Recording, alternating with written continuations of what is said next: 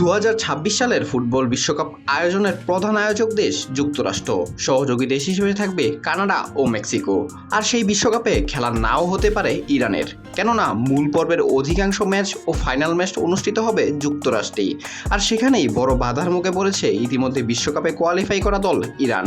গেল মার্চেই ট্রাম্পের রিপাবলিকান দল 40টা দেশের উপর যুক্তরাষ্ট্রের ট্রাভেল ব্যান আনেন। তার মধ্যে Iran, Afghanistan, Libya, Myanmar, Sudan, ইয়েমেনও অন্যতম।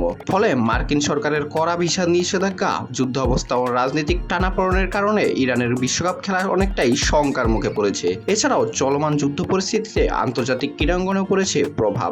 ইউক্রেন হামলার পর রাশিয়াকে নিষিদ্ধ করেছিল ফিফা ও ইউএফা। রিসেন্টলি ট্রাম্পকে এক সাংবাদিক রাশিয়ার বিশ্বকাপে অংশগ্রহণ নিয়ে প্রশ্ন করলে ট্রাম্প বলেন, এই ব্যাপারে আমি অবগত নেই, ফিফা সভাপতি বলতে পারবেন।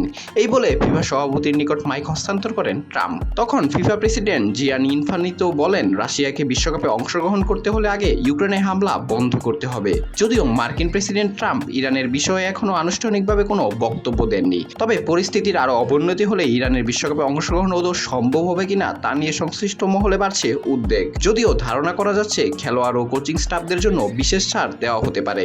এদিকে যুদ্ধের মাঝে ইরানি তারকা মেহেদি তারেমি নিজের দেশেই আটকা পড়ে আছেন।